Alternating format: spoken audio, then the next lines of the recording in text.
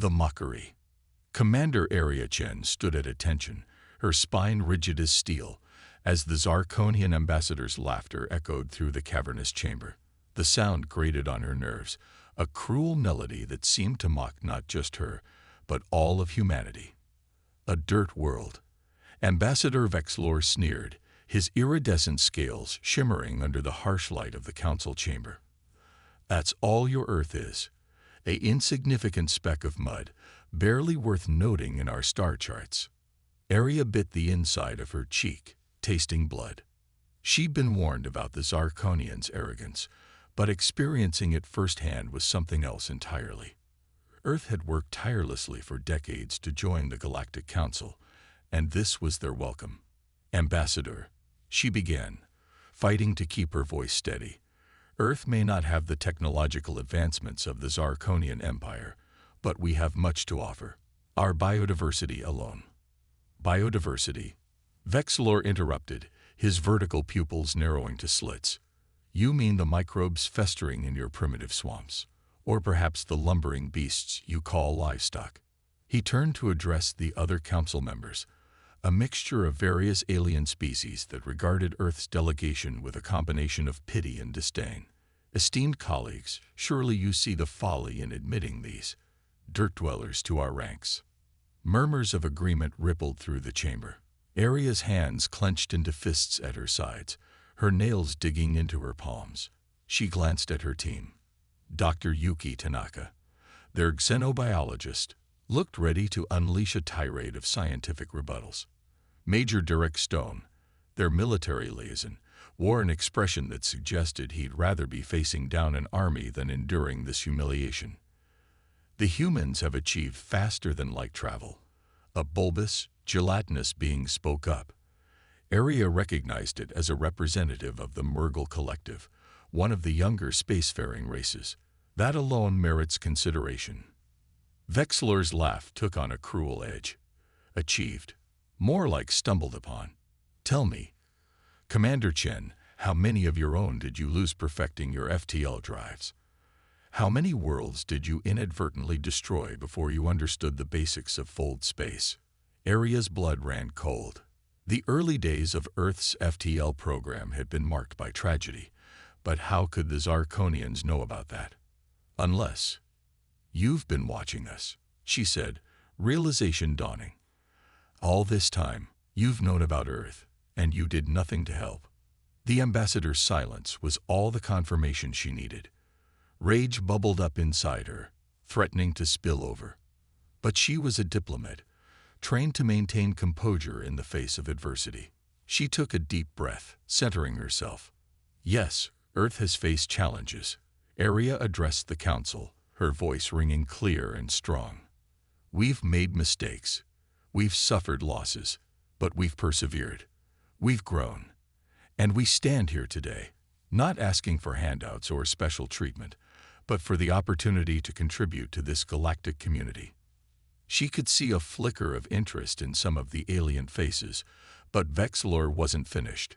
He produced a holographic display, and Aria's heart sank as she recognized the images. Earth's polluted oceans, smog-choked cities, war-torn regions. This is the legacy of humanity, Vexlor declared.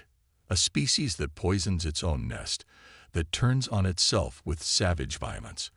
And now they wish to bring that chaos to the stars. He turned to Aria, his voice dripping with condescension. Go home, little dirt dweller. Tend to your mud ball.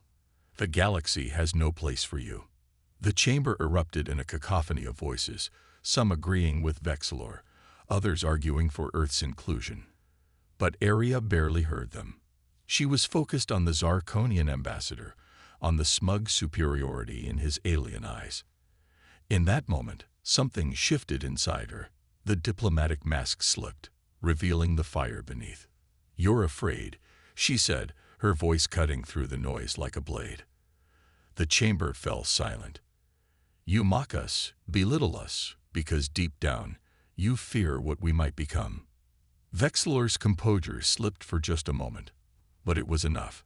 Aria pressed on, her words gathering force like a storm. Humanity has climbed from the primordial ooze to the stars in a cosmic blink of an eye. We've overcome plagues, ice ages, and our own destructive nature. We've united a planet of diverse cultures and species. And yes, we've made mistakes. Terrible, tragic mistakes. But we learn. We adapt. We grow stronger. She stepped forward, her eyes locked on Vexlor. You call Earth the dirt world. That dirt nourishes life in all its beautiful, chaotic forms. It's the foundation upon which we've built wonders. And mark my words, Ambassador, it's from that dirt that we'll rise to take our place among the stars, whether you welcome us or not. The chamber was dead silent.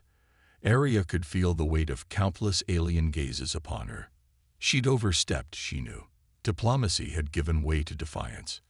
But as she looked around the room, she saw something she hadn't before. Respect. Not from all. Certainly not from Vexlor, whose face was contorted with barely contained rage, but from enough. A tall, willowy being with skin like polished obsidian stood. I move to adjourn these proceedings, it said in a melodious voice. Clearly, we have much to discuss regarding Earth's petition. Voices raised in agreement. Vexlor sputtered, trying to regain control, but the momentum had shifted.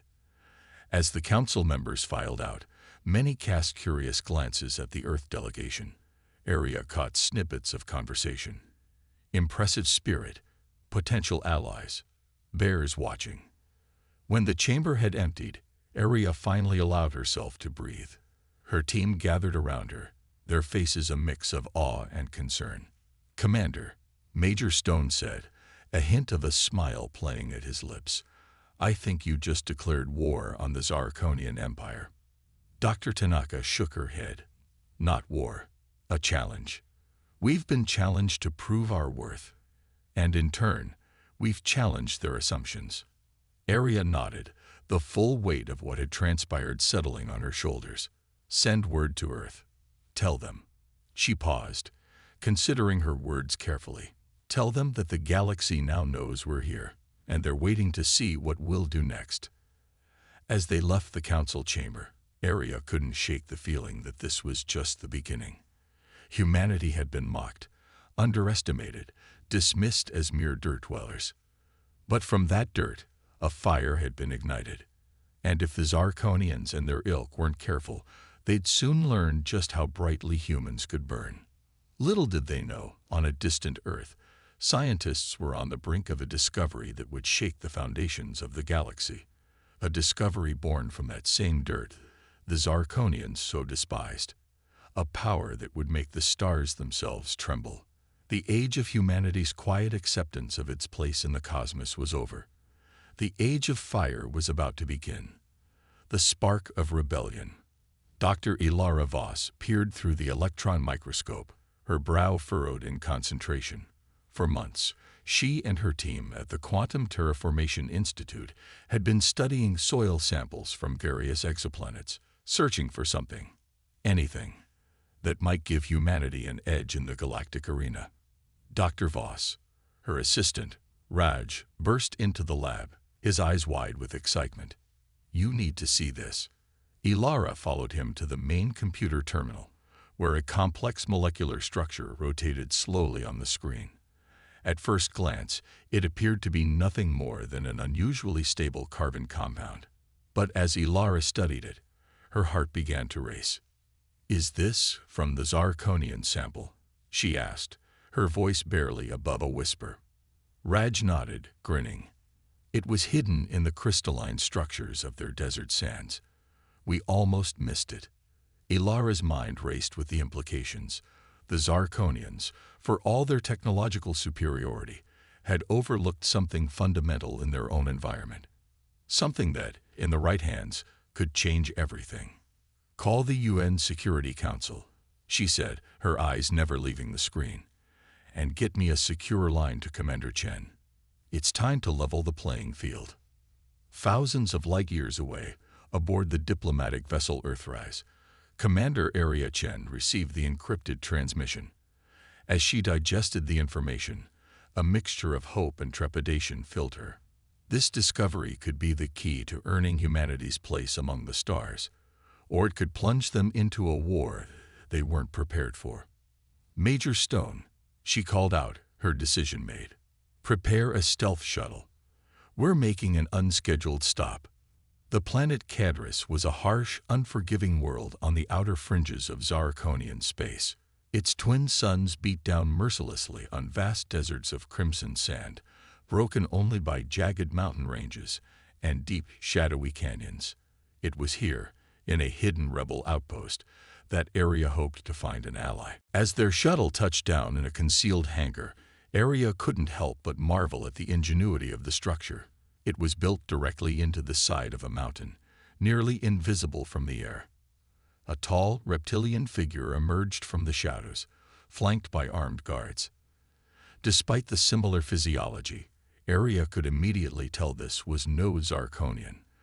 The beam's scales were a deep, burnished gold, and its eyes held a warmth that she'd never seen in Ambassador Vexlor's cold gaze. "Commander Chin," the alien said, its voice a low rumble. "I am Zerak, leader of the Free Cadris movement. We've been expecting you." Area raised an eyebrow. "You have?" Zerak's mouth twisted into what might have been a smile. "Word travels fast, even in the void between stars. Your defiance of the Zarkonian Empire has not gone unnoticed." As they walked deeper into the base, Zerak explained the situation. The Cadrisians were a subspecies of Zarkonians, one that had been subjugated and nearly wiped out centuries ago. They had been fighting a guerrilla war against the Empire ever since, but with limited success. "Your discovery," Zerak said, leading them into a war room filled with holographic displays, "could change everything." Area nodded, activating a data crystal. The molecular structure from Earth's labs sprang to life in the center of the room. "We call it teraflux," she explained. "It's a compound capable of rapidly altering planetary environments. In the right concentrations, it could make a world like Cadris hospitable to a wide range of life forms, or render a Zarkonian world uninhabitable." The implications hung heavy in the air. This wasn't just a scientific breakthrough. It was a weapon of unimaginable power. Zerak's eyes narrowed. "And you came to us with this information. Why?" "Because we need allies," Area said simply. "Earth stands on the brink. We can either fade into obscurity as a dirt world, or we can forge a new path. But we can't do it alone." For a long moment, Zerak was silent, studying Area with an unreadable expression. Then, slowly, he extended a clawed hand. "The enemy of my enemy is my friend, as I believe your people say. Let us see what we can accomplish together." Over the next weeks, the hidden base on Cadris became a hive of activity. Human scientists worked alongside Cadrisian rebels, refining the teraflux compound and developing delivery systems. Major Stone drilled mixed teams of human and Cadrisian fighters, preparing for the battles to come. But it was Area who faced perhaps the greatest challenge. Using every diplomatic skill at her disposal, she reached out to other subjugated species across the galaxy. The Murgle, the crystalline vortex, even the enigmatic energy beings known as the Lamina. All had suffered under Zarkonian oppression. All had reason to join the fight. As their coalition grew, so did the whispers of rebellion. On 100 worlds, in 1,000 hidden places, hope began to flicker to life. Yet even as they prepared, Area couldn't shake a gnawing doubt. They were about to plunge the galaxy into chaos. Billions of lives hung in the balance. Was this truly the right path? Her answer came on a quiet evening, as she stood atop the Cadrisian base, watching the twin suns set in a blaze of orange and purple. Zerak joined her, his normally stoic features softened by the fading light. "Do you know why we call ourselves the Free Cadris movement?" he asked. Area shook her head. "Because freedom is not just about breaking chains," Zerak said, his gaze fixed on the horizon. "It's about building something new, something better." He turned to her, his eyes blazing with an inner fire. "Your people understand this. You've made mistakes, yes, but you've never stopped striving to improve. That's why the Zarkonians fear you, and that's why we need you." In that moment, Arya knew. The path ahead would be difficult, bloody, and fraught with moral quandaries. But it was necessary, not just for Earth, but for all the oppressed peoples of the galaxy. As the last light faded from the sky, Arya made her decision. She activated her comm unit, connecting to the encrypted network they'd established. "This is Commander Chen to all Allied forces," she said, her voice steady and clear. "Operation Prometheus is a go. I repeat, Prometheus is a go." Across the stars, on 100 different worlds, beings of all shapes and sizes received the message. In hidden bases, rebel ships, and secret laboratories, a fire was ignited. The spark of rebellion had been fanned into a flame. And soon, that flame would spread across the galaxy, setting the dark worlds of oppression ablaze with the light of freedom. The inferno spreads. The galaxy erupted in chaos as Operation Prometheus unfolded. Terraflux bombs detonated on key Zarkonian worlds, transforming lush paradises into inhospitable wastelands. The Empire's forces, caught off guard by the coordinated assault, scrambled to respond. Commander Arya Chen stood on the bridge of the Earth battleship Defiant, watching as reports flooded in from across the stars. Rebel fleets engaged Zarkonian armadas in dozens of systems, while ground forces liberated slave worlds and sabotaged critical infrastructure. "Commander," her tactical officer called out, "we're receiving a priority transmission from Cadris." Zerak's face appeared on the main view screen, his scales covered in dust and what looked like blood. "Chen, we've taken heavy losses, but the primary shipyards are under our control. The Empire won't be building any more dreadnoughts anytime soon." Arya nodded grimly. "Well done, old friend. Hold your position. Reinforcements are on the way." As she turned back to the tactical display, Major Stone approached, his face grim. "Commander, we've got a problem. Our long-range sensors have detected a massive Zarkonian fleet assembling near their homeworld. It looks like they're preparing for a counterattack." Arya's mind raced. They had known this moment would come, but not so soon. The rebellion had made impressive gains, but they weren't ready for a full-scale confrontation with the heart of Zarkonian power. "Send word to all Allied forces," she ordered. "We're changing tactics. Hit and run only from here on out. We need to buy more time." As the orders went out, Arya couldn't shake the feeling that they were entering the most dangerous phase of the war. The Zarkonians were wounded, but far from defeated, and a wounded predator was often the most dangerous. The crucible on Earth. Protests erupted as the human death toll mounted. The UN Security Council was split, with some nations calling for an immediate withdrawal from the conflict. Arya, now promoted to admiral, fought battles on multiple fronts, in space against the Zarkonian fleets, and in diplomatic chambers against those who would abandon their allies. The turning point came not on a battlefield, but in a laboratory on Earth. Dr. Ilara Voss, working tirelessly with a team of multi-species scientists, had a breakthrough. They had found a way to reverse the effects of terraflux, to heal the worlds they had wounded in their desperate bid for freedom. Armed with this knowledge, Arya formulated a daring plan. She would lead a small fleet to the Zarkonian homeworld, not to destroy it, but to save it. "People of the Zarkonian Empire, we come not as conquerors, but as liberators. For too long, your leaders have kept you in fear, telling you that the galaxy is a place of darkness, that only they can protect you from. But look around you. See how we've healed your world, even as your leaders would have let it die to maintain their power. We offer you a choice. Continue this war that benefits only the elite, or join us in building a galaxy where all species can thrive together."